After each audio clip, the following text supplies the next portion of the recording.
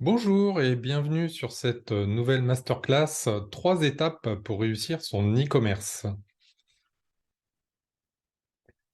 Qui suis-je? Vincent Druel, je suis consultant en stratégie digitale et e-commerce.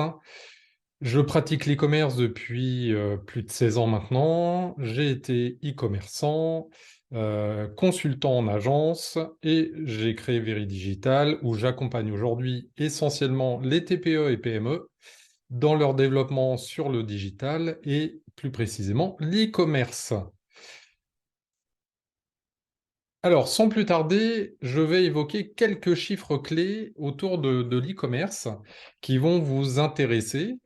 L'idée, c'est de faire un petit peu d'acculturation e-commerce sur cette slide et les suivantes pour remettre un petit peu tout le monde à niveau et vous montrer un petit peu l'état de l'e-commerce actuellement. Il faut savoir que nous avons aujourd'hui, nous sommes pratiquement 42 millions à acheter sur Internet. Donc c'est considérable. On est arrivé certes à maturité, il reste encore quelques progrès. Euh, Cela dit, aujourd'hui nous achetons essentiellement sur ordinateur et sur mobile. Donc c'est accessible pour tout le monde. Ensuite, nous avons aussi recensé à peu près 200 000 sites e-commerce en France, parce qu'on y en a évidemment beaucoup plus au niveau monde, donc c'est aussi relativement considérable. La proportion n'augmente plus tellement, pareil, on arrive sur une sorte de plateau, une sorte d'équilibre. Alors il faut savoir qu'il y en a quand même plusieurs milliers qui se créent chaque année. Mais c'est aussi plusieurs milliers qui ferment chaque année, notamment pour des raisons de rentabilité. Vous avez donc 41% des consommateurs qui utilisent le click and collect. Donc ça s'est démocratisé évidemment pendant le confinement. Maintenant, c'est un usage qui reste plutôt utilisé. Et c'est aussi une opportunité d'ailleurs pour les commerçants physiques de développer leur chiffre d'affaires, puisqu'en moyenne, on serait sur entre 5 et 15% d'augmentation du CA, parce que les gens rentrent dans la boutique et complètent par des achats pulsion, on appelle ça. Du coup, ça augmente et c'est plutôt vertueux, du moins pour le commerce. Ensuite, le panier moyen est de 60 euros en moyenne, donc c'est tout secteur confondu.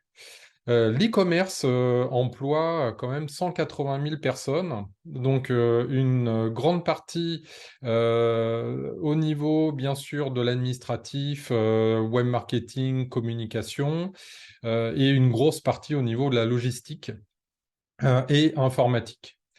Ensuite, pour finir, un point important quand même, c'est que on a recensé à peu près 63% de sites qui sont rentables. Ça veut dire que 37% sont en partie à l'équilibre et beaucoup ne sont pas rentables, notamment chez les petits acteurs de moins d'un million, voire même en dessous de chiffre d'affaires. Alors déjà, pour continuer sur l'acculturation, c'est important que vous ayez en tête le fait qu'un consommateur, un client aujourd'hui, a une expérience d'achat omnicanal. Omnicanal, ça veut dire plusieurs choses. Ça veut dire l'omnicanalité passe aussi par les périphériques que vous utilisez, donc l'ordinateur, le mobile, mais ça peut être aussi une borne interactive dans un magasin. Et puis, c'est aussi le canal physique ou digital. C'est-à-dire qu'un magasin, c'est un canal, un site e-commerce, c'est le canal digital. Donc, ici, vous avez une expérience d'un client qui mélange les deux, le digital et le physique. Par exemple, et ça a amené à disparaître, hein, mais il reçoit un catalogue papier dans sa boîte aux lettres. qu'est-ce qu'il va faire? Il va probablement s'informer sur le site de l'enseigne, le site internet. Mais pour, par exemple, tester un matelas ou voir un meuble, il va se rendre en magasin parce que c'est important aussi de bien tester le confort, la matière, toucher, appréhender les dimensions que l'on ne perçoit pas aussi bien sur un site internet. Ensuite, bien sûr, il va comparer. C'est-à-dire qu'il rentre chez lui, il prend son application mobile, soit dans le transport ou en salle d'attente chez le médecin. Il va dire, tiens, matelas, là je l'ai vu, il est moins cher où? Est-ce que je peux me le faire livrer? Et puis, comme il a des doutes, ce client, il va essayer de se faire conseiller. Donc, il va faire un petit tour sur les réseaux sociaux, il va solliciter ses proches, ses amis ou aller sur un site dédié et discuter. Et puis pour des raisons de facilité, éviter de se déplacer, ben, il va acheter sur le site internet. Il va pouvoir suivre ensuite sa commande, donc par des messages, des emails ou par son compte client. Potentiellement, il peut aller retirer son achat sur le point de vente, hein. Donc ça peut être colis relais, click and collect, ou simplement aller chercher le colis ou se faire livrer chez lui, bien évidemment. Puis, il va donner son avis parce qu'on va le solliciter pour ça, ou non, si l'expérience client s'est mal passée. En général, les gens sont plus enclins à donner un avis négatif, un petit peu par colère de cette expérience mal vécue. Il va finir par solliciter le SAV pour essayer de régler son problème, si problème il y a, bien sûr, retourner son achat, donc ça c'est pas anodin, donc soit il le ramène dans la boutique ou il le met à disposition d'un transporteur qui va le renvoyer sur un point de traitement, un hub logistique dédié.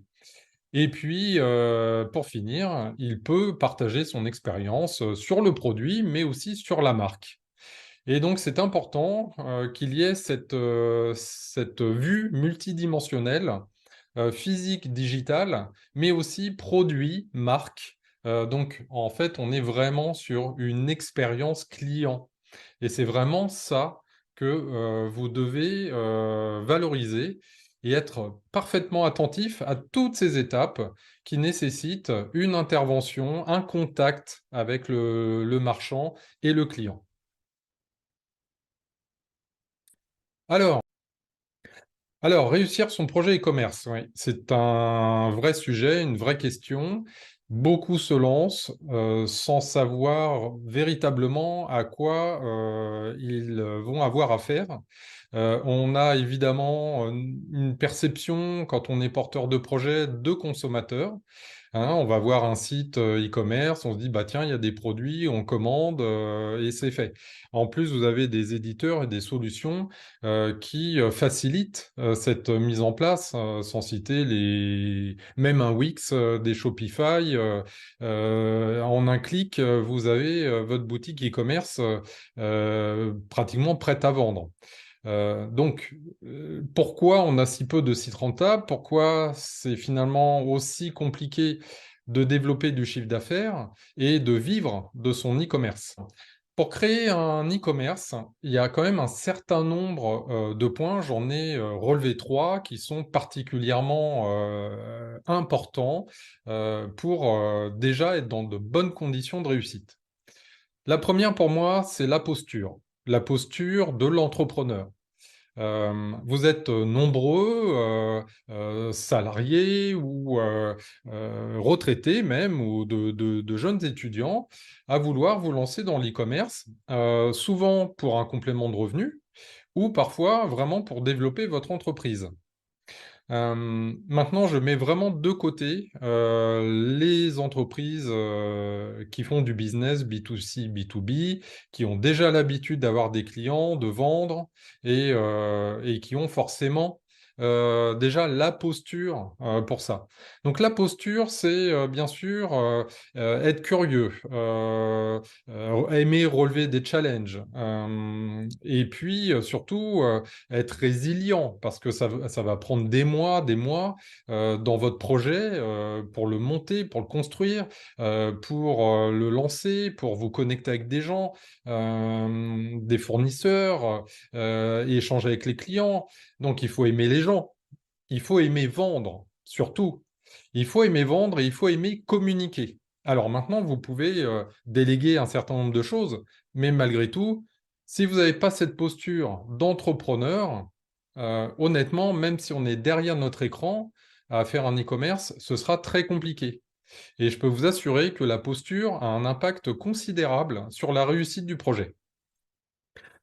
Ensuite, les compétences. Bien sûr, les compétences. Si vous n'avez pas de compétences du tout pour vous lancer, vous allez être assailli de stress, de charge mentale, parce que vous ne saurez pas comment avancer. Vous allez papillonner à droite à gauche, essayer de capter de l'information ou des tutos à droite à gauche. Vous allez tester, donc c'est bien, vous êtes autodidacte, vous êtes curieux, c'est une bonne dynamique. Par contre, vous allez passer un temps fou et vous allez sûrement vous planter à plusieurs reprises. Donc, c'est important, encore une fois, que vous puissiez vous former, voire déléguer un certain nombre de compétences. Deuxième point, c'est du temps. Surtout si vous n'avez pas de compétences et pas la posture. Il va falloir être patient. Ça va prendre des mois pour que vous puissiez, sauf si c'est un monoproduit, que tout est en clé en main, vous n'avez plus qu'à le mettre, voire même du dropshipping, c'est pas aussi long que ça. Mais bien sûr, ça prend du temps si on veut bien faire les choses. Et surtout, capter une audience derrière, il va falloir quand même travailler et c'est important de bien comprendre que c'est pas dans 2, 3 mois que vous allez pouvoir siroter un cocktail sur une plage des Bahamas grâce à votre e-commerce. Et pour finir, bien sûr, le budget. Donc là, c'est un point d'entrée indispensable. Bricoler sur l'e-commerce, il y en a plein qui essayent, mais malheureusement, en fait, on récupère le fruit de ce que l'on sème. Donc, si vous investissez 1000 euros, même 10 000 euros dans un projet e-commerce, ça peut être assez juste, vraiment, pour développer une activité qui génère du revenu pour vous. Encore une fois, il y a des cas particuliers. Tout dépend du contexte. Voilà. Donc, c'est important que vous ayez bien cette appréhension sur ces trois prérequis. Si vous n'avez pas ça, clairement, c'est pas la peine de passer à la suite. Alors, c'est justement là que les choses vont se clarifier pour vous. C'est important que vous adoptiez une méthode pour développer votre e-commerce. Il y a trois grandes étapes indispensables pour arriver à mettre en place un e-commerce et faire des ventes. Donc la première étape, c'est bien sûr la définition. C'est là que l'on identifie et clarifie tous les éléments qui vont toucher de près ou de loin votre site e-commerce. Donc je préciserai par la suite de quoi il s'agit. La deuxième étape, c'est la mise en œuvre. Donc on déploie là, ici, toutes les ressources pour concevoir l'écosystème de votre e-commerce. La troisième étape, c'est le pilotage. C'est là que l'on va animer commercialement le site, qu'on va attirer du trafic. On va aussi mesurer et optimiser vos actions pour atteindre cette rentabilité et ce développement de chiffre d'affaires. Voilà, donc trois étapes à bien garder en tête. Ce que je peux vous dire, c'est que lorsque des prospects me contactent aujourd'hui, ils me disent, voilà, j'aimerais faire un site e-commerce. Ok, très bien. Pour qui, pourquoi, quelle est votre offre? Alors, globalement, sur l'offre, on est à peu près ok. Sur les cibles, beaucoup moins. Et, euh, et sur le budget, sur les objectifs à atteindre, on l'est quasiment pas du tout. Donc, en fait, la plupart des gens, et ça c'est un travers, un biais dans lequel on tombe, c'est qu'on veut du concret. On veut directement aller dans la mise en œuvre à partir du moment où on a une idée en tête. Sauf que l'idée en tête, c'est un biais à lui seul. Parce qu'on n'aura pas forcément fait une belle étude de marché, on n'aura pas vu ses concurrents, on n'aura pas étudié nos forces et nos faiblesses. Et du coup, on se lance un peu tête baissée en se disant, mais oui, c'est formidable, je suis le seul à vendre des pailles en carton et du coup, je sais que c'est l'air du temps, il faut que je le fasse.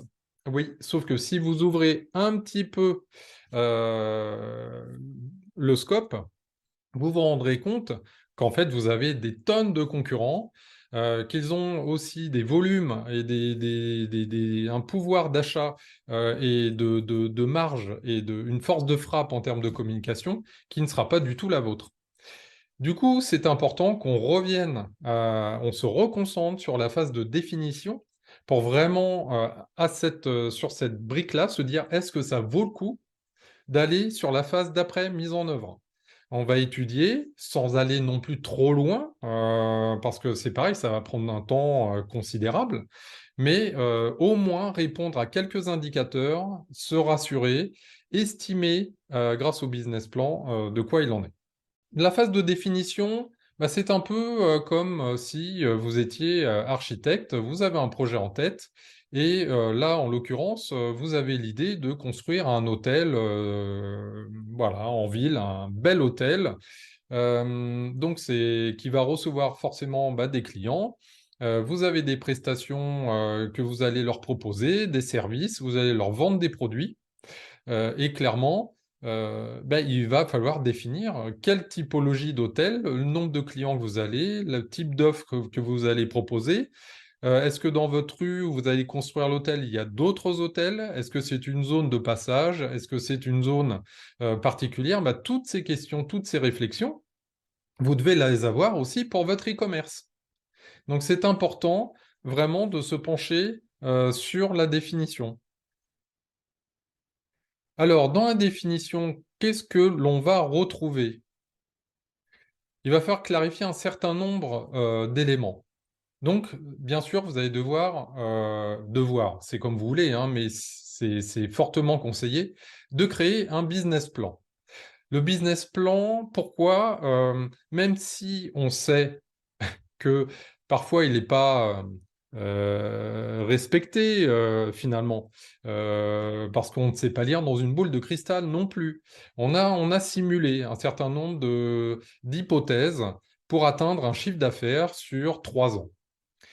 Maintenant, ce business plan vous permet de vous poser des bonnes questions et surtout de prendre de la hauteur dans cette phase de définition. Il va aussi vous obliger à faire cette étude de marché. Il va vous obliger à bien définir votre offre pour qu'elle soit alignée auprès de vos cibles, donc définir vos personas, vos cibles. Mais c'est aussi définir une stratégie.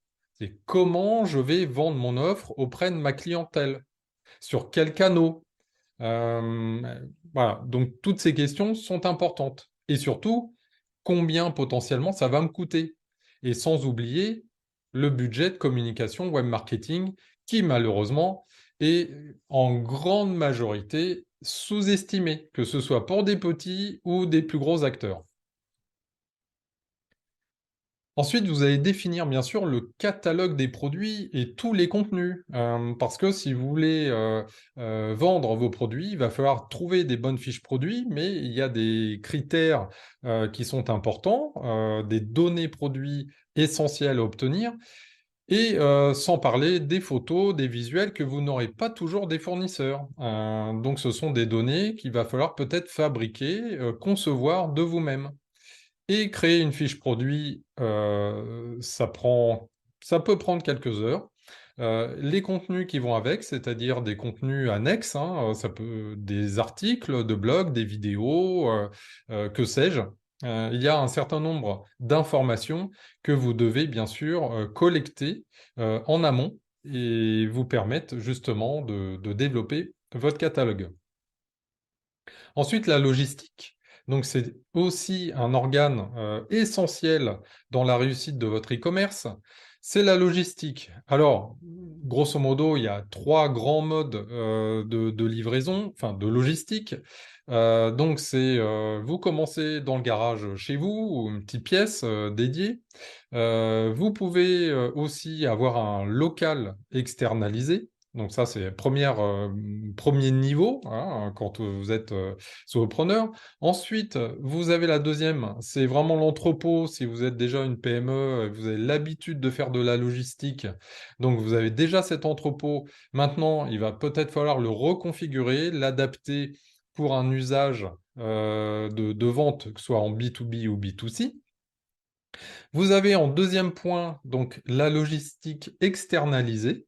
Vous avez vraiment des experts de la logistique qui sont informatisés, qui peuvent synchroniser les données avec vos outils et qui proposent ces prestations-là. Avec certains peuvent gérer 1 mètre carré de superficie au sol pour gérer vos commandes, donc faire le réassort, c'est-à-dire alimenter la zone de stock, mais aussi expédier. Et ces acteurs-là peuvent aller sur des options personnalisées, le choix de l'emballage, de l'impression, d'étiquettes, de codes promo, etc. Donc ça peut aller assez loin. Ensuite, vous avez tout ce qui est dropshipping, mais là encore, c'est de la logistique externalisée, hein. Donc dropshipping, ce qu'on connaît de plus, c'est avec un AliExpress, par exemple, où là, vous récupérez non seulement le catalogue, le flux de données du catalogue sur votre boutique, mais c'est aussi eux qui gèrent l'expédition directement à vos clients. Amazon, par exemple, a une plateforme FBA qui permet justement de gérer cette logistique pour vous. Donc c'est le gage aussi d'être livré dans des délais très courts et ça peut donc être intéressant pour certaines typologies de produits. Bien sûr, définir les coûts, les contrats avec la logistique, hein, parce que du stockage, ça a un coût. Donc, c'est important de voir ça aussi, l'évolutivité de votre développement. Donc, voilà, il y a un sujet juridique qui est important. Ensuite, bien sûr, la stratégie et le plan de communication. Donc, comment vous allez distribuer l'information, donc vos produits, vos contenus, auprès de vos cibles. Donc c'est tout ça, tout ce qu'on détermine dans cette phase-là, et avec, vous avez sûrement entendu parler de la ligne éditoriale, c'est un peu la tonalité, le ton que vous allez avoir dans votre communication. Ensuite, les fonctionnalités de la plateforme. Donc vous allez choisir une plateforme, c'est-à-dire une solution e-commerce qui correspondra à vos besoins de vente, de distribution de l'information, mais aussi qui va pouvoir se connecter à des outils tiers. Ça peut être une gestion commerciale. Alors pour les tout petits, ça va être un Ciel, un EBP, voilà. Et puis pour des plus gros, ça va être des SAP, Divalto, Sage, etc. Mais vous avez aussi des CRM, c'est gestion de la relation client, des outils d'emailing, des outils d'analytique. Bon, on parle de Google, mais maintenant, c'est aussi des Piwik, Matomo, AT, etc. Vous avez plein d'outils en fait qui potentiellement vont se connecter sur votre plateforme. Et c'est important de les définir. Et surtout, si par exemple demain, vous souhaitez vendre à l'international, pensez une plateforme multilingue, voire en marque blanche si vous voulez vendre, donc multi-boutique, etc. Donc il y a quand même un certain nombre de choses à imaginer. Et surtout, un indispensable, c'est le cahier des charges pour clairement exprimer le besoin que vous avez, les objectifs à atteindre, mais fonctionnellement les besoins que vous attendez sur cette plateforme pour pouvoir solliciter les partenaires techniques qui vont réaliser la plateforme pour vous. Bien entendu, on définit également les indicateurs de suivi que l'on appelle communément les KPIs. Donc, ce sont en fait des tableaux de bord que l'on va suivre donc au quotidien, qui vont nous donner des informations sur le trafic de votre site e-commerce, sur les paniers moyens, les commandes, les clients, les taux de conversion. Et puis, bien sûr, on peut aller beaucoup plus loin sur le stockage, sur la saisonnalité, sur la typologie des clients, donc pouvoir les segmenter. Bref, voilà. En gros, quand on démarre un simple e-commerce, vraiment tout basique, c'est une dizaine d'indicateurs clés indispensables à suivre au quotidien. Sur un e-commerce mature et d'une certaine dimension, on peut facilement arriver à 100, voire 150 KPI. euh, voilà, et parfois beaucoup plus quand on est sur de l'international. Et pour finir, le juridique. Le juridique qui est aussi relativement négligé. Donc, généralement, les e-commerçants font des copier-coller des CGV, mentions légales, politique de confidentialité de leurs voisins, leurs concurrents, leurs confrères. Et puis, on se rend compte que c'est pas toujours adapté. Mais le plus important surtout, c'est d'avoir des contrats fournisseurs avec vos prestataires aussi, et bien sûr le RGPD pour la protection des données. Donc ça, c'est un vrai sujet et vous devez vous entourer. Alors, vous pouvez créer les contenus, mais les faire au moins relire par un avocat ou un juriste qui validera en état de l'art dans l'année où les décrets sont à jour, bien vos documents contractuels.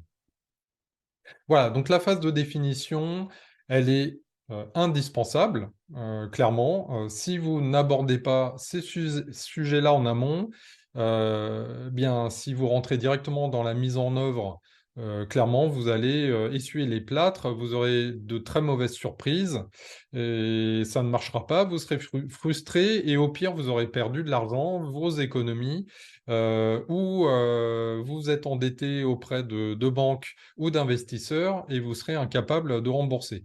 Donc non, là, il faut arrêter de bricoler et c'est vraiment important d'aller dans la phase de définition. Alors, je suis assez direct avec vous hein, sur ce point-là. Malheureusement, c'est vraiment pour vous sécuriser parce que la phase de mise en œuvre, enfin rentrer dans la phase de mise en œuvre directement, c'est quasiment un échec programmé. Donc, je vais vous faire un petit focus quand même pour bien que vous compreniez, si vous voulez, le calcul de la rentabilité. La rentabilité, bien sûr, c'est le coût du produit. Donc, l'idée, c'est de calculer le résultat net à la fin, ce qui va vous rester ou pas. En tout cas, tout ça, ce sont des éléments que l'on peut anticiper grâce au business plan. Donc le coût produit, c'est sans doute ce qui vous coûtera en termes d'achat, le poste le plus important. Après, ça peut être les charges, tout dépend du niveau de maturité ou de taille d'entreprise que vous avez. Faut pas oublier le budget de communication. Alors, le budget de com, c'est sans doute le deuxième budget en dehors hein, des charges, mais budget communication est vraiment très très important et très très souvent sous-estimé. On parle aussi des remises, hein, parce que l'air de rien, vous avez des e-commerçants qui sont spécialistes de la remise, ils savent même plus vendre sans remise. Et finalement, parfois, bah, ça leur coûte très cher parce que ça grève complètement les marges. Et donc, ils se retrouvent dans une mécanique où ils sont obligés de faire beaucoup de volume. Et c'est un cercle un peu vicieux. Donc, attention aussi à pas faire ou en tout cas à mesurer les remises que vous ferez. Ensuite, le coût logistique, transport, bien sûr. Ben, le stockage, la préparation de commandes, tout ça, ça a un coût, et le transport aussi. Le transport, surtout quand vous faites du franco de port. Alors c'est vrai que on a en tant que consommateur, on a beaucoup plus de facilité à acheter un produit qui n'a pas de frais de port. Et évidemment, ça veut dire quoi? Ça veut dire que soit on les retire de vos marges, ces frais de port, parce que vous allez les payer, ou alors on augmente le prix, mais le risque, c'est d'être plus cher que les autres sur les comparateurs de prix. Et donc de ne pas ressortir forcément en tête sur le critère de prix. Donc c'est un juste équilibre à trouver. Et évidemment, c'est important, surtout pour les retours. De plus en plus, les marchands font payer pour des raisons d'abus, hein. Les consommateurs, clairement, achètent des fois 10 lampadaires de différentes couleurs et en renvoient 9 pour garder celui qui leur convienne. Pareil pour les paires de chaussures ou autres. Donc, à un moment donné, il faut aussi éduquer le consommateur pour avoir un usage quand même un peu plus modéré, éthique et responsable. Parce que tout ça, il faut bien comprendre que même si ça nous paraît invisible, on ne voit pas ce qui se passe, nous, en tant que consommateurs, vous imaginez bien qu'il y a des flopées de camions, voire d'avions, qui renvoient vos produits dans des hubs logistiques pour être soit revendus, soit même détruits parfois parce que juste l'emballage a été ouvert. Donc là-dessus, encore une fois, c'est important d'être au clair sur, en tout cas, tous les coûts que représente cette chaîne logistique. Ensuite, les frais techniques, donc les frais techniques liés notamment à la plateforme e-commerce que vous allez choisir. Certaines sont sur abonnement, les solutions SaaS, hein, avec parfois même des frais, des commissions sur les ventes. Mais de toute façon, même si vous installez une plateforme sur votre hébergeur, vous aurez également des frais de maintenance, de mise à jour. Soit vous les faites vous-même, soit vous déléguez bien sûr le coût. Ensuite, vous avez bien sûr toutes les commissions, les transactions bancaires. Donc, ça peut représenter un chiffre quand même considérable. En tout cas, ça vient gréver vos marges. Et puis, bien sûr, toutes les autres charges de personnel, de locaux, les frais marketing, déplacements et autres, tout ce qui est annexe. Et avec toute cette somme de coûts, eh bien, on en déduit la marge nette et donc la rentabilité qui vous restera au final. Pour faire cet exercice, je vous invite vraiment à télécharger le business plan e-commerce que j'ai développé, que vous pouvez retrouver en téléchargement donc sur veridigital.fr. Je vous l'offre, hein, il est offert, hein. J'ai eu, je ne sais plus, pas loin de 1000 téléchargements à ce jour. Et justement, il vient contribuer à pouvoir identifier tous ces coûts. Voilà, maintenant nous allons passer à la mise en œuvre de votre projet e-commerce. Donc là, on voit bien sur la photo que votre hôtel est en pleine construction et il faut s'entourer évidemment des bons prestataires ou soit vous le faites vous-même parce que vous avez ces compétences-là, soit vous déléguez. Voilà. Il n'y a pas de troisième solution. Donc, si vous souhaitez consulter, clairement, vous avez la possibilité de contacter des partenaires externes, une agence, un freelance, un collectif aussi d'indépendants. Donc, vous allez les consulter sur les outils qu'ils utilisent, sur les compétences qu'ils ont et sur le budget qu'ils vont proposer. La deuxième option, c'est un développement en interne. C'est-à-dire que c'est vous qui allez créer le site euh, en vous basant sur une formation, pourquoi pas, ou des tutos, ou parce que vous avez ce talent-là de pouvoir créer vous-même votre site de A à Z. Alors, je vais faire un petit focus sur comment bien choisir son prestataire. Là, clairement, quand vous êtes avec votre cahier des charges, vos objectifs, votre business, maintenant, il va falloir aller consulter des prestataires si vous souhaitez externaliser. Alors, l'idéal, c'est de sélectionner 3 prestataires avec exactement le même cahier des charges, bien sûr, hein. Si vous les contactez avec des demandes plus ou moins différentes, vous allez avoir forcément des réponses différentes, ce qui ne va pas vous aider à faire ce choix. Ensuite, pour bien identifier la typologie de clients qu'ils accompagnent, la taille de projet aussi, c'est important. Identifiez vraiment leurs références, lisez les témoignages, mais les cas clients si possible, et demandez-leur, ou pas d'ailleurs, vous pouvez le faire en off, hein, contacter les clients des agences, de ces agences-là. Parce que ça peut être, pour avoir vécu en agence, parfois assez douloureux, hein, pour le prestataire comme pour le client, de sortir un site e-commerce dans un délai donné. Il s'avère que les deux ont parfois leur tort, hein, clairement. C'est pour ça que si vous avez déjà fait cette phase de définition, vous sécurisez au maximum votre projet e-commerce, vous gagnerez énormément de temps sur la mise en œuvre, mais aussi beaucoup de sérénité. Parce que c'est là que vous avez commencé à vraiment dépenser de l'argent dans des acomptes pour votre site. Et l'idée, c'est pas que ça dure 6 mois ou un an. Ça arrive, des projets comme ça, un peu catastrophiques, où bah, finalement la communication se fait pas bien. Vous avez soit pas réussi à avoir les données, le catalogue produit, vous avez un problème avec vos fournisseurs parce que ça n'a pas été acté.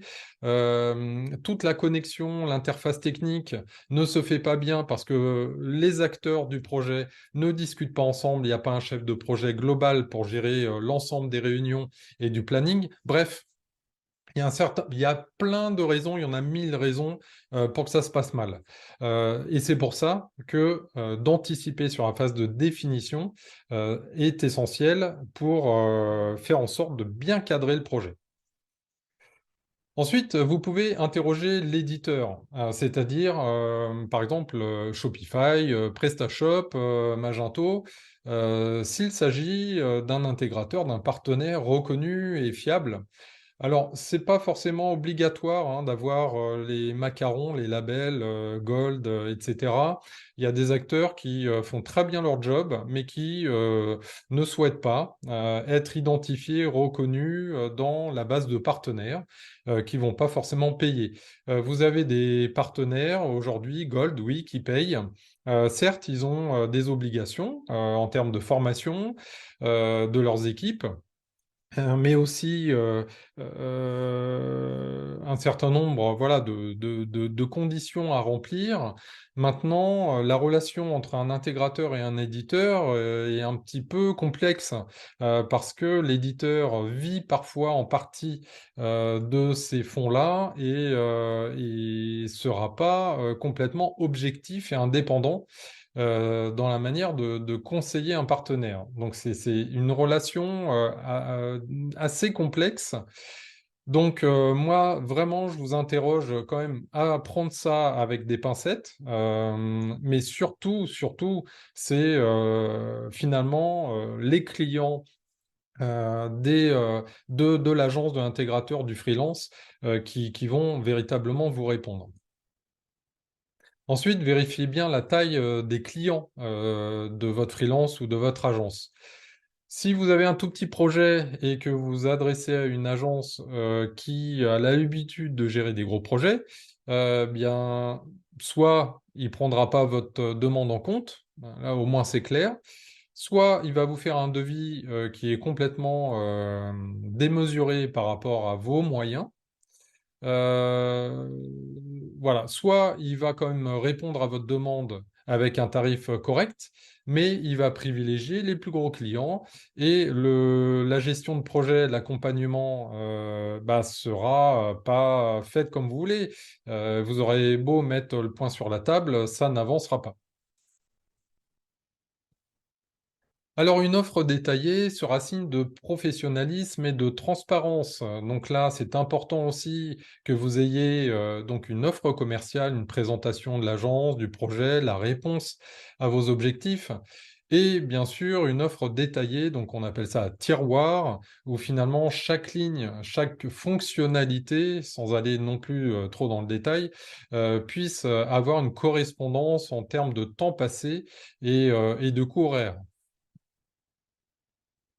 Donc, bien sûr, quand vous allez contacter les différents prestataires, identifiez les avantages et inconvénients pour votre projet, hein. C'est ce que je viens de vous dire. Vérifiez leur garantie et la propriété des données, parce que là, encore une fois, si le projet se passe pas bien, ben, le site est acquis, les données sont acquis. C'est des éléments importants parce que pour quitter un prestataire, ça peut être très compliqué.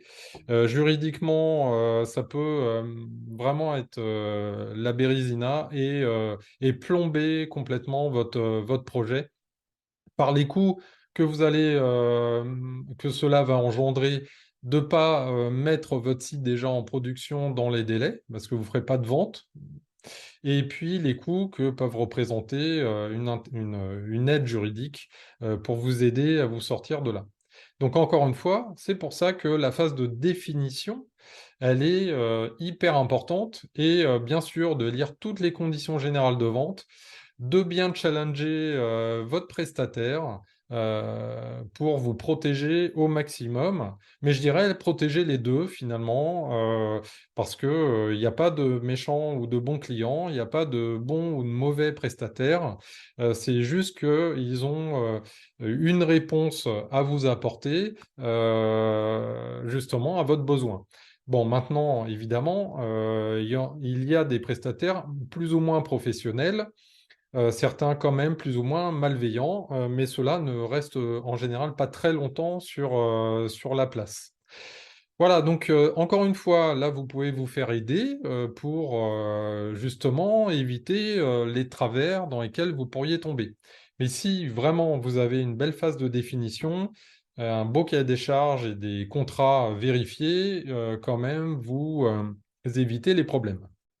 Alors, dans la mise en œuvre, on a un certain nombre de sous-étapes. Là, on va rentrer vraiment dans le planning projet, le déroulement du projet. Alors, les étapes. Donc, la première chose que je vous conseille de faire par expérience, parce que quand on lance un projet e-commerce, la plupart du temps, les retards sont liés au fait que vous n'ayez pas les données des produits, que vous n'ayez pas un catalogue fini avec toutes les informations. Et ça peut prendre des mois pour vous d'obtenir ces informations-là. Donc, commencez par ça. Commencez par ça. On peut très bien vous fournir une matrice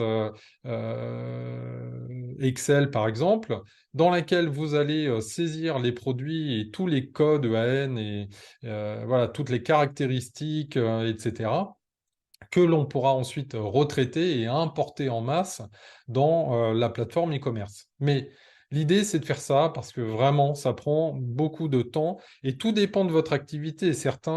Fournisseurs ont déjà tout en base de données, c'est électronique.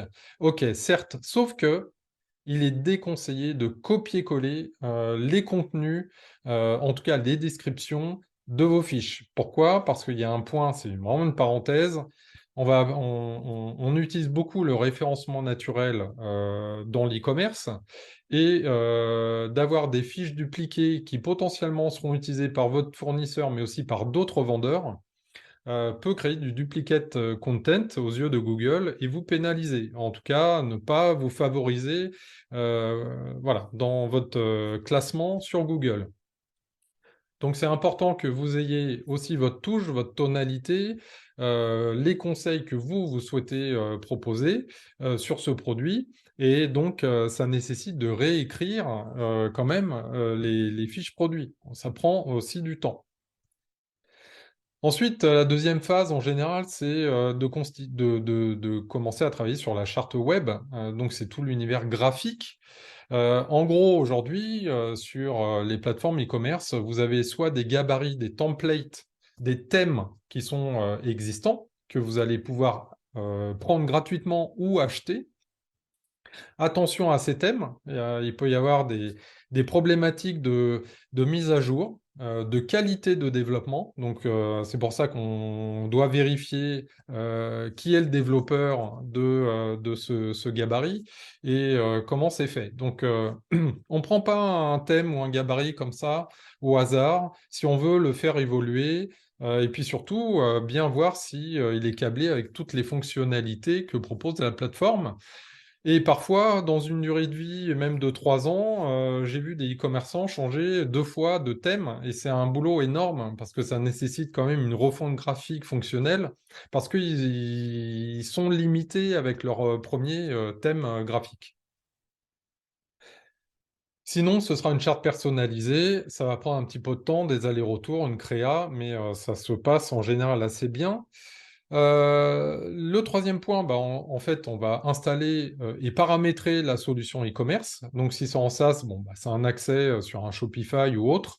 Et si c'est installé sur un hébergement, bah, on choisit un bon serveur qui répondra à vos exigences de trafic, de commandes, et on mettra en place la solution e-commerce.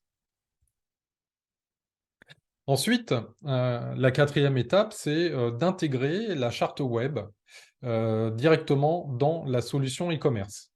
C'est là aussi que l'on va faire les développements spécifiques. Donc, comme par exemple la synchronisation à un ERP ou un CRM, c'est peut-être un développement personnalisé ou, par exemple, pour imprimer votre logo, votre image sur une boîte, vous allez avoir besoin de développer peut-être un module s'il n'existe pas. Si vous voulez faire du drive demain ou réserver en click and collect, il est possible que vous soyez obligé de vous connecter sur votre stock magasin ou votre gestion commerciale. Donc tout ça, ça représente forcément du développement spécifique pour qu'il y ait une communication qui se fasse entre votre boutique, que l'information remonte au client et que ça redescende ou que ça remonte, hein, c'est dans les deux sens, au niveau de votre système informatique. Donc ça, cette période-là, ça peut être rapide, comme ça peut être très long, et souvent, c'est ce qui va justifier en fait le coût de développement, parce que en général, les prestataires chiffrent au temps passé. Donc c'est comme ça que sont faits les devis. Ensuite, la cinquième étape, c'est d'intégrer les données et de faire du paramétrage avancé. Donc le mode de paiement, le transport, la logistique. Puis arrive la phase de test et recette. Alors, celle-là, malheureusement, elle est assez souvent laissée pour compte parce que eh bien, on est souvent en retard sur ce projet. Imaginez que vous arrivez donc sur novembre, les fêtes arrivent, vous n'êtes toujours pas en ligne. Et là, on vous demande de faire 2 semaines de minimum de tests et recettes, c'est-à-dire valider les achats, le parcours client, le compte client, les emails transactionnels. Est-ce que tout fonctionne bien? Est-ce que tous les stocks remontent bien dans la boutique? Est-ce que vos clients sont bien inscrits dans votre CRM, etc. Donc ça prend du temps. Il faut le tester aussi sur ordinateur, sur plusieurs navigateurs, sur mobile, pour bien valider et bien sûr derrière faire les modifications nécessaires pour que tout soit d'équerre. C'est là aussi, en général, qu'il y a une certaine montée d'adrénaline et que la relation entre le client et le prestataire se complique. Donc, c'est bien d'avoir aussi un chef de projet ou une tierce personne qui puisse être là pour défendre vos intérêts, mais aussi favoriser la communication, parce que parfois, bah, on ne se comprend pas, ce sont deux mondes assez différents et c'est vrai que même dans le jargon, dans la logique aussi, dans un certain nombre de choses, c'est pas toujours compris. Et c'est en ça que je vous invite quand même à avoir une tierce personne, une sorte de médiateur finalement, aussi, qui va pouvoir vous aider à accélérer cette phase-là et résoudre les problèmes en toute sérénité. On arrive enfin à la mise en production. Donc la mise en production, c'est Alléluia, c'est maintenant que les choses se mettent en place. Vous êtes visible.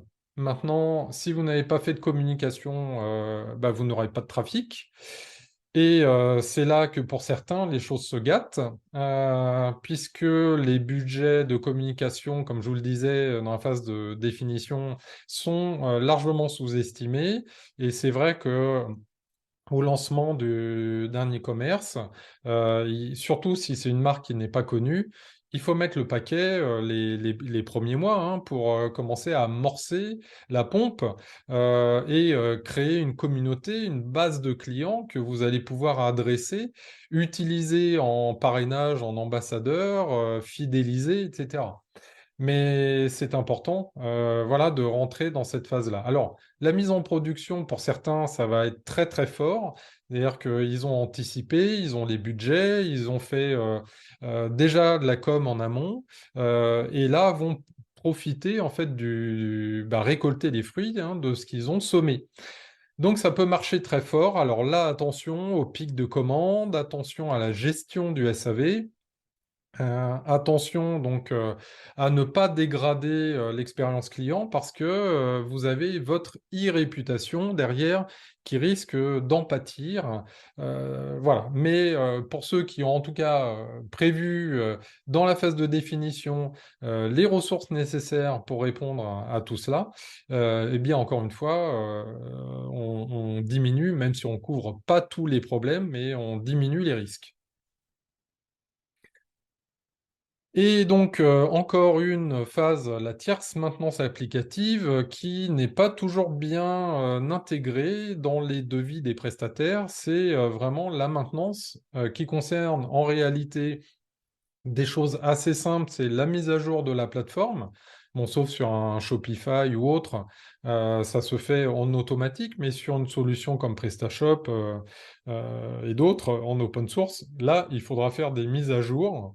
Et c'est important parce que vous aurez non seulement les dernières fonctionnalités, mais aussi tous les correctifs de bugs et de failles de sécurité. Elle est indispensable aussi pour faire évoluer votre site hein, si besoin. Donc ça, c'est une autre maintenance qui vous permet par exemple d'acheter un forfait ou des heures mensuellement qui sont reportées si non utilisées. Bref, il y a plein de formules possibles pour que votre prestataire puisse intervenir sur le site. Si vous avez besoin d'une petite formation, voilà, d'un petit développement ou de choses comme ça rentre dans la maintenance. Alors, j'ai oublié de vous parler de la formation. Bien entendu, la formation se fait dans la phase 6. Clairement, il est important que vous puissiez vraiment monter en compétence pendant ces tests et recettes pour bien comprendre le fonctionnement de votre boutique. L'idéal, c'est même de commencer à vous l'approprier en amont dans le back-office. Parce que si vous avez beaucoup de commandes qui arrivent, il va falloir les gérer et être efficace. Voilà donc pour les 8 grandes étapes de la phase de mise en œuvre. Si vous les respectez dans cet ordre-là et que vous avez bien cadré votre projet en phase de définition, franchement, les choses devraient bien se passer. Donc, petit focus sur les logiciels et applications, alors notamment e-commerce, bien entendu. Je ne vais pas vous évoquer tout ce qui peut graviter autour de l'e-commerce. En tout cas, pas là, dans cette vidéo. Donc, il y a effectivement un choix qui va se faire sur le modèle économique de la plateforme. Donc, loyer mensuel, c'est ce qu'on appelle le SaaS hein, dans le jargon ou un investissement. Donc, vous allez acheter un espace sur un hébergement et vous allez installer un PrestaShop qui, d'ailleurs, au demeurant, est gratuit comme un WooCommerce hein, de WordPress. Ça, c'est gratuit. Vous pouvez l'installer sur votre hébergement. et développer ensuite la boutique. Vous avez bien sûr les critères liés aux fonctionnalités qui sont proposés déjà en standard dans la boutique. Donc, vous avez déjà un certain nombre de fonctionnalités. Et plus la boutique, enfin la plateforme va être riche et plus elle sera coûteuse, hein, parfois très coûteuse avec des licences, etc. Mais c'est vraiment lié à votre projet et à ce que vous souhaitez en faire. Bien sûr, il faut penser à toutes les applications standards hein, de paiement, de transport qui vont venir se connecter sur votre plateforme e-commerce. Euh, Ensuite, l'évolutivité de la solution. Là encore, quand vous faites la phase de définition, l'idéal, c'est de vous projeter quand même sur 3 ans, voire 5 ans en se disant, bon, là aujourd'hui, je lance une boutique simple qui sera en français sur une zone de chalandise réduite, mais demain, je vends dans les pays francophones, après-demain, je vends en Angleterre, en Allemagne, en Italie, après-demain, voilà, encore plus loin, et puis rajouter d'autres boutiques, d'autres fonctions, de la marque blanche. Est-ce que votre solution sera en capacité de gérer cette évolutivité? C'est pas garanti. Donc c'est pour ça que c'est important de le prendre en amont. Parfois, c'est mieux de prendre la plateforme, de la sous-exploiter au début, et puis de progresser en fait sur cette plateforme qui va vous permettre de le faire, plutôt que de choisir une plateforme parfaitement adaptée au départ, mais plus du tout dans 2 ans, 3 ans, parce que vous allez devoir refaire une refonte, et une refonte de site, c'est pas toujours anodin. Ça a un coût, hein, c'est un travail, c'est parfois même refaire complètement un projet de plateforme e-commerce. Donc, c'est pas anodin.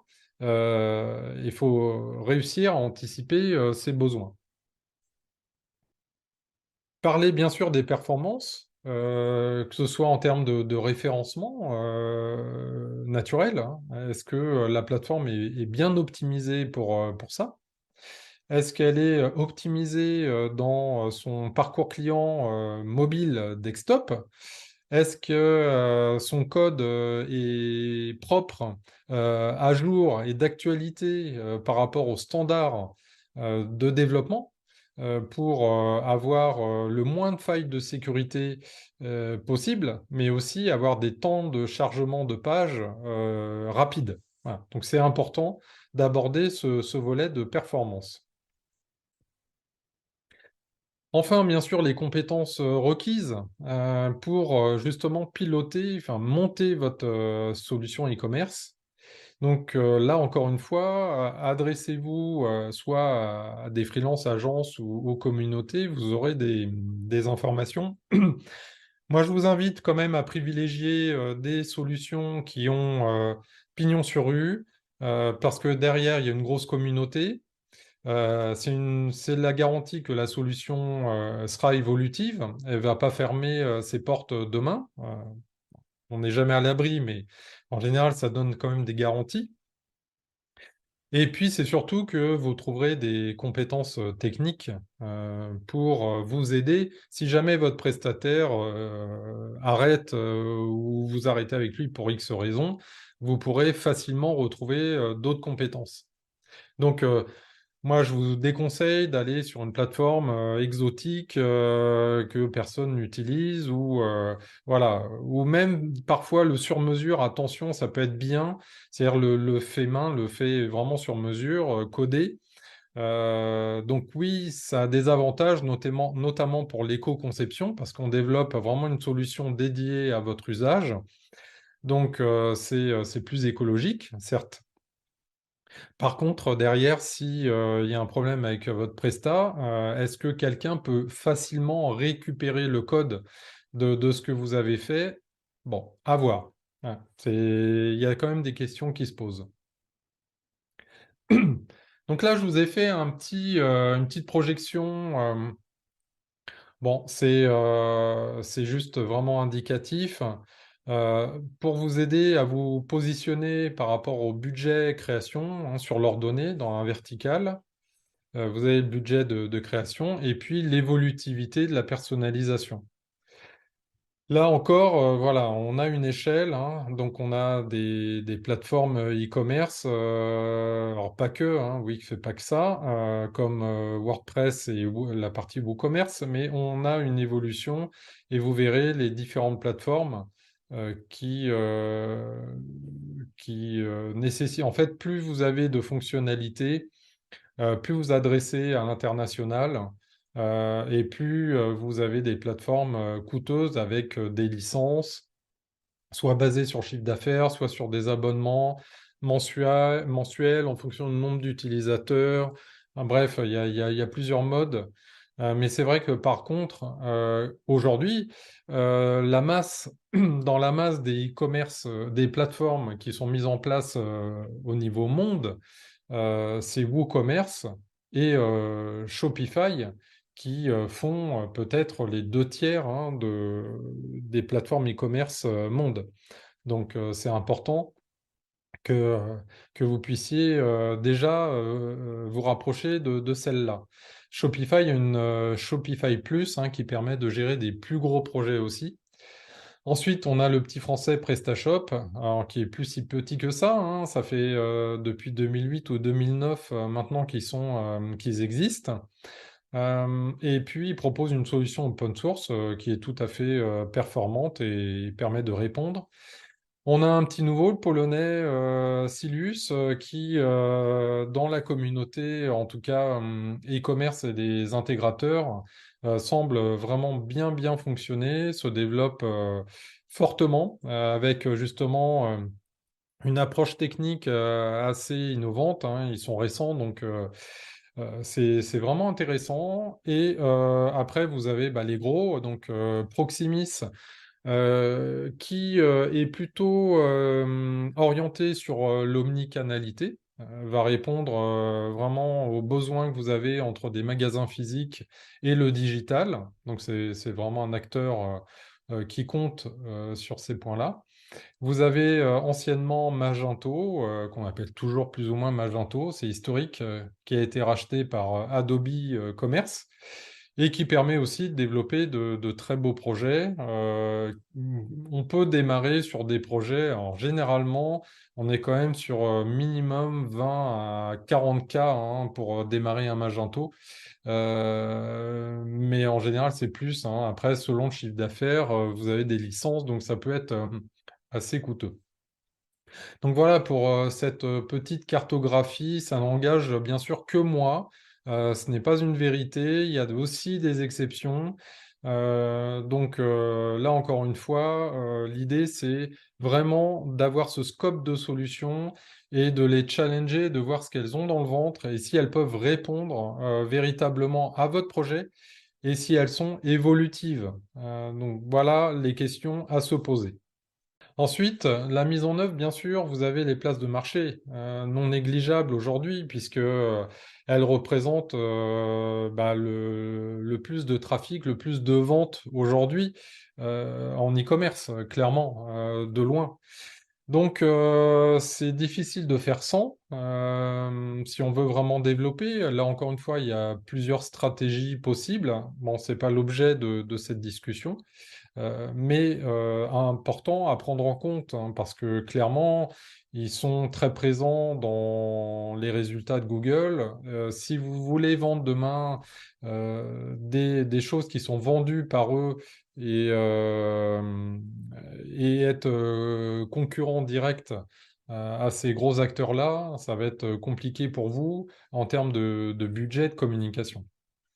Donc vous avez en gros trois types, hein, de marketplace. Les marketplaces locales, qui vraiment ont décollé pendant le confinement.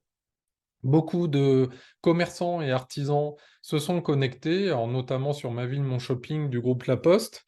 Bon, là, avec le recul, malheureusement, on voit bien que certains ont tiré leur épingle du jeu, mais que grande majorité n'est pas formée pour communiquer sur ces plateformes. Ça leur demande beaucoup de temps et finalement, beaucoup n'arrivent pas à faire de vente ou ça marche pas bien. Et puis les consommateurs sont pas clairement habitué à ces plateformes, sauf encore certains cas, certaines exceptions dans des villes qui ont vraiment créé un réseau auprès de leurs citoyens, qui communiquent régulièrement. Et là, ça fonctionne, ça booste le tissu commercial, hein, des commerces de proximité, de centre-ville. Donc voilà, tout dépend comment c'est fait. On n'est pas obligé de passer par ces marketplaces hein, pour faire sa marketplace locale. On peut utiliser des solutions que je vous ai montrées précédemment. Ensuite, en B2B, c'est-à-dire que là, vous allez vendre auprès des professionnels. Vous avez bon, les trois marketplaces ici, il y en a d'autres. Donc Encore Store, Faire et Amazon Business, qui pour le coup sont adaptés avec des commissions très variables. Je vous laisse regarder ces éléments. Et puis sur les marketplaces nationales et internationales, bon, il y en a encore beaucoup plus que ça, bien entendu, mais l'espace me manquait.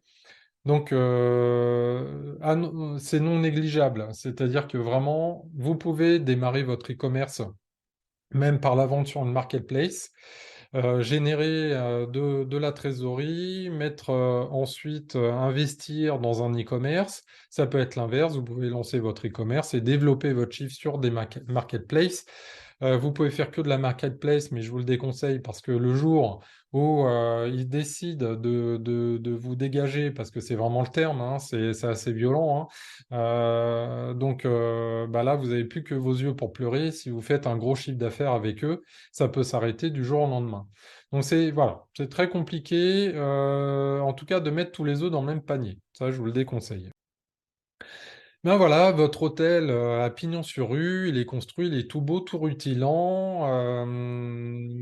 Maintenant, bah, il faut attirer du monde. Là, vous avez une zone de passage, il faut vous référencer, il faut que vous soyez visible localement auprès de votre cible.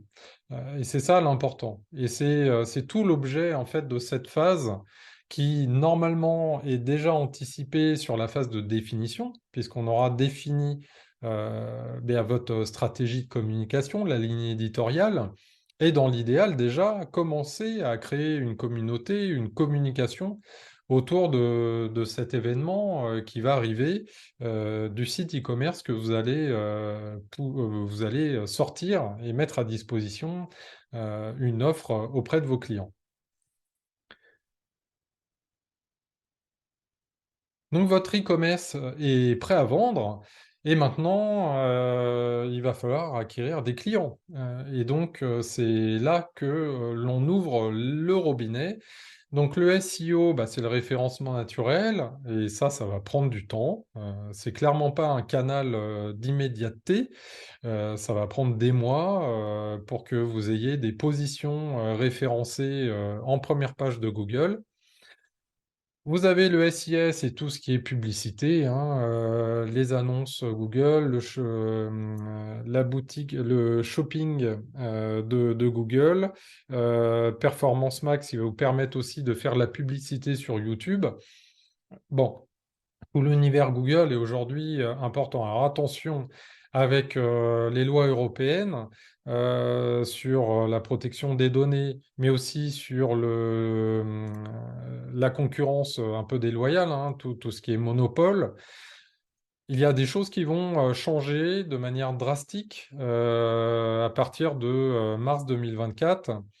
Google ne pourra plus afficher directement les résultats de Google My Business, de Google Shopping, de Google Flight hein, et d'autres. Donc, ils vont devoir créer en fait des annuaires dédiés. Et donc, en termes de stratégie de positionnement, ça va vraiment faire évoluer les choses, hein. Donc, attention à ça.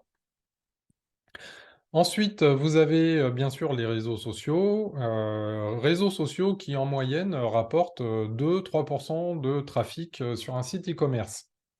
Alors là, oui, ça va vous étonner, c'est très faible. C'est une moyenne. Encore une fois, il y a des e-commerçants qui sont uniquement sur les réseaux sociaux, qui font leurs chiffres de cette façon-là. Mais encore une fois, je le déconseille. Et d'ailleurs, on le voit, j'ai un client qui m'a sollicité parce qu'il était uniquement sur Instagram. Le problème, c'est que l'algorithme a évolué, il a perdu du trafic et donc de la vente en direct. Donc non, c'est important que vous ayez plusieurs canaux et surtout une base de données de clients bien segmentée que vous pouvez travailler régulièrement pour leur apporter de l'information, du conseil, des nouveautés, des produits, etc. Ensuite, l'animation commerciale. Donc là encore, bien sûr, on aime tous les nouveautés, les soldes, les promos, les événements. C'est ce qui va dynamiser en fait votre saisonnalité. Et donc, c'est important que le site soit vivant. Alors le site, mais aussi par, bien sûr, les réseaux, les mails, toute la communication que vous allez mettre en place. Donc ça demande un effort quotidien pour rendre votre boutique euh, à jour. La relation client, donc là vous allez avoir, dès que vous ferez des ventes, bien soit des appels ou des emails de demande d'information. Donc c'est important que vous maîtrisiez aussi votre offre parce que vous allez devoir apporter des réponses. Mais c'est aussi, bien sûr, gérer le SAV, le plus couramment les problèmes de livraison, donc de transport. Et voilà, donc ça prend un certain temps. Tout dépend du volume de transactions que vous ferez. Et puis, évidemment, c'est s'intéresser à vos clients, leur apporter une entière satisfaction, les fidéliser donc par des sondages, les avis clients, les intégrer aussi, pourquoi pas, en tant que consommateur, vraiment dans la conception de votre offre, l'évolution de votre offre, leur permettre d'être ambassadeurs aussi hein, de votre marque, de vos produits. Donc il y a quand même un gros travail aussi à faire autour de ça.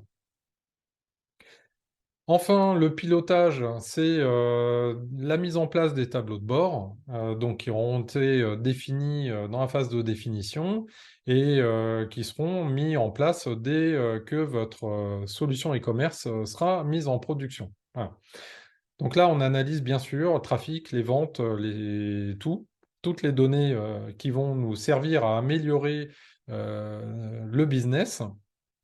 Et là, encore une fois, c'est important que ce soit alimenté, si possible en temps réel, pour que vous puissiez intervenir, réagir assez vite. C'est le seul moyen, finalement, à part les avis clients, les réseaux sociaux, d'échanger, enfin d'en savoir plus sur les comportements de vos clients.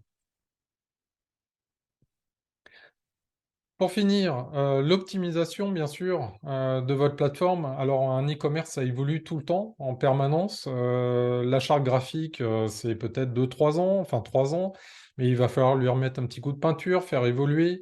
Vous aurez bien sûr la TMA pour faire évoluer votre plateforme. Donc, c'est pas anodin, faire des mises à jour. Si vous avez une plateforme qui est trop archaïque, vous risquez d'avoir des problèmes techniques et donc des soucis avec vos clients, tout simplement. Donc là, encore une fois, c'est un peu comme le contrôle technique de votre voiture. Faites-le régulièrement, faites les réparations nécessaires, faites évoluer votre site correctement. F- Prévoyez en fait un budget hein, annuel hein, clairement pour ça et, euh, et faites-le hein, parce que après vous risquez vraiment d'être pied au mur et d'un site irrécupérable dans le pire des cas. Donc voilà, important, hein, c'est le conseil, c'est mesurer la satisfaction client. L'idée, c'est vraiment d'être focus sur l'expérience client. Là, c'est le meilleur moyen en fait d'augmenter le taux de réachat d'avoir des ambassadeurs qui parlent de vous sans que vous ayez rien à demander. Et puis, ça, potentiellement, ça diminue les frais d'acquisition parce que vous aurez une clientèle, un noyau dur. Donc, vous aurez, voilà, au moins la garantie d'une certaine pérennité de chiffre d'affaires. Et puis, le développement se fera, bien sûr, par l'acquisition de nouveaux clients ou d'une gamme plus importante. Alors, je voulais faire une petite parenthèse sur l'e-commerce durable ou l'e-commerce éthique ou l'e-commerce responsable. C'est important aussi, aujourd'hui, clairement, les consommateurs ont besoin de transparence des marques. C'est 66%, hein, ça c'est une donnée que je ne vous ai pas mise là. Mais ça veut dire aussi que quand même, hein, plus de la moitié des consommateurs en ligne souhaitent obtenir des éléments environnementaux ou éthiques dans leurs habitudes de consommation en ligne. Alors si vous avez déjà les produits, votre offre, c'est aussi la provenance de vos produits, c'est l'emballage, les emballages hein, que vous allez mettre à disposition, sont-ils recyclables ou pas? Non, il y a un vrai sujet, une vraie tendance, et heureusement, ça y est, on y est, parce que nos enjeux climatiques, environnementaux, sociaux aussi, hein, récompenser les fabricants, les producteurs, en France ou à l'international, mais voilà, c'est important que tout le monde soit rémunéré à la hauteur de son travail. Il faut savoir quand même que 50% aussi des e-acheteurs ont déjà acheté un produit issu de l'économie circulaire sur Internet. Donc c'est ce qu'on appelle le re-commerce, hein. C'est la seconde main. Et évidemment, en situation inflationniste ou de crise, ça se développe. Mais il y a quand même une tendance de fond liée à l'écologie, hein, clairement. Donc là encore, si vous vendez des produits, peut-être pensez à les rapatrier chez vous après une certaine durée d'usage ou de dysfonctionnement pour les mettre dans des filières de recyclage, les réparer ou les revendre en seconde main. Donc il y a forcément quelque chose à faire de ce côté-là. Donc l'idée, c'est vraiment de vous focus hein, sur la green supply chain, hein, essayer de choisir des transporteurs, notamment du dernier kilomètre, pourquoi pas avec des véhicules électriques ou en vélo, hein. Il y a des vélos cargo maintenant dans certaines villes qui permettent de livrer. Vous avez donc le numérique responsable. Alors autant au niveau de la conception de la plateforme, vous pouvez réduire le code et donc son besoin en données, en énergie qui permet aussi aux serveurs, aux hébergeurs, bien de faire des économies en termes d'énergie, donc d'émissions de CO2. Donc là, il y a un travail autant au niveau applicatif que matériel. Mais ça, il y a des acteurs qui sont maintenant connus sur la place et qui vous permettent d'aller dans cette direction. Et puis, j'aurais envie de parler du slow marketing aussi. C'est bien de livrer des clients en 2 heures, hein, sauf que en termes de mise en place de logistique, c'est peut-être des camions qui partent au quart vide, à moitié vide. Donc autant optimiser le transport. Ça veut dire slow marketing, c'est éduquer hein, les consommateurs clairement à un usage plus responsable, se faire livrer 3, 4, 5 jours, privilégier, voilà, leur expliquer pourquoi. Donc ils peuvent entendre aussi ça, ou proposer un choix. Si vous êtes dans les transports, proposez un choix express et puis un choix plus long et vous dites que vous ferez tant d'économies de CO2 sur ce déplacement. Voilà, il y a plein de choses à faire. Les promos, les coupons de réduction à tout va, de manière très agressive, les oui, les promesses qui font rêver, qui sont pas toujours tenues. Donc tout ça, voilà, marketing responsable, éthique, c'est important. De montrer vos valeurs, aussi votre engagement auprès de vos collaborateurs, de vos partenaires, de vos fournisseurs, de vos collaborateurs. Bon, tout ça, c'est important aussi. La transparence, d'où viennent vos produits, ce que vous faites. Ouais. Recyclage, etc. Donc, essayez voilà, d'amener un petit peu là-dessus. Et de toute façon, c'est une tendance de fond et vous serez embarqué à un moment donné. Vous aurez plus vraiment le choix de vous positionner là-dessus. Donc, pour synthétiser un petit peu tout ce qu'on s'est dit, je vous ai fait une petite liste de 5 points clés. Je dirais que même ce serait presque les 10 règles d'or à imprimer, à avoir clairement près de soi, qu'on pense absolument à tout.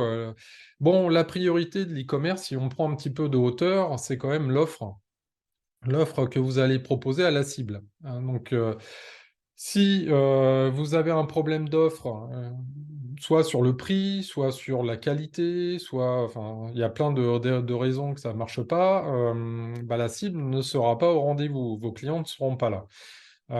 Si vous proposez une offre à une clientèle que vous avez supposée bonne, mais qui ne l'est pas, ça ne marchera pas. Donc, l'idée, c'est encore une fois de bien aligner l'offre et la cible. Et là, bah, c'est des choses qu'on peut essayer de garantir dans la phase de définition.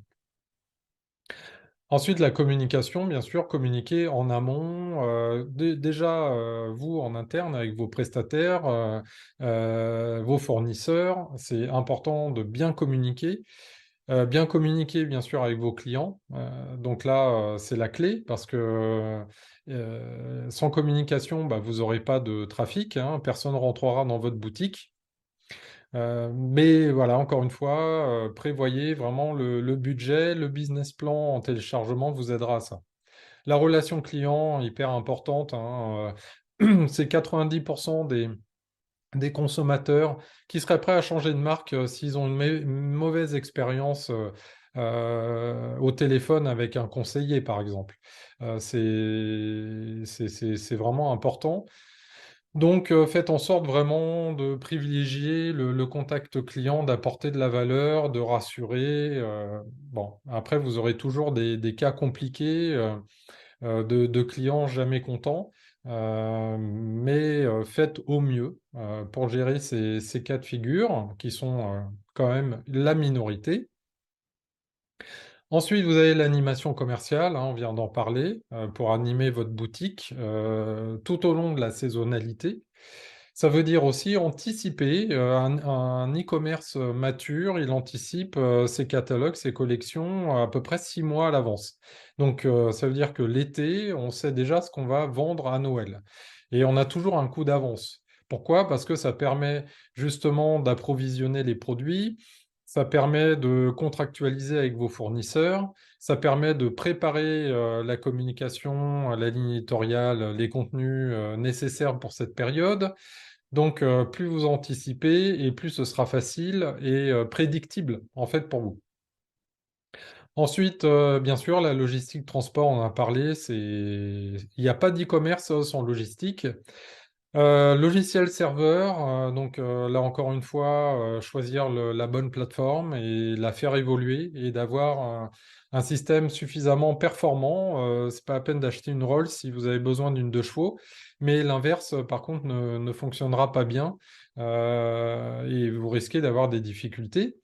Le juridique, trop souvent négligé, mais pourtant indispensable. Donc un volet qui vous permet de vous sécuriser votre business, vos investissements, vos relations avec les différents acteurs du projet. Le pilotage, enfin, bien sûr, parce que là, c'est encore dégradé, surtout chez les petits. Il y a très très peu de pilotage de réaliser. Du coup, ben, c'est compliqué d'intervenir, de modifier ce qui va pas parce qu'on ne sait pas. En fait, on navigue clairement à l'aveugle. Le pilotage, pourtant, c'est la clé. Vous avez ensuite la posture et les compétences. On en parlait. Donc, à cultiver, vous former, vous mettre à jour. Le digital apporte sans cesse des nouveautés, des nouvelles façons de faire. Donc encore, faut vous ayez cette posture-là et les compétences qui vont avec. Voilà, c'est terminé pour cette masterclass. Je vous remercie de votre attention. Donc n'hésitez pas à accéder à d'autres ressources disponibles sur veridigital.fr. Vous pouvez également me consulter si vous avez besoin d'un accompagnement ou simplement voilà, d'échanger sur votre situation ou une problématique liée à votre stratégie digitale et e-commerce. En attendant, je vous souhaite une belle continuation dans vos projets et je vous dis donc à très bientôt.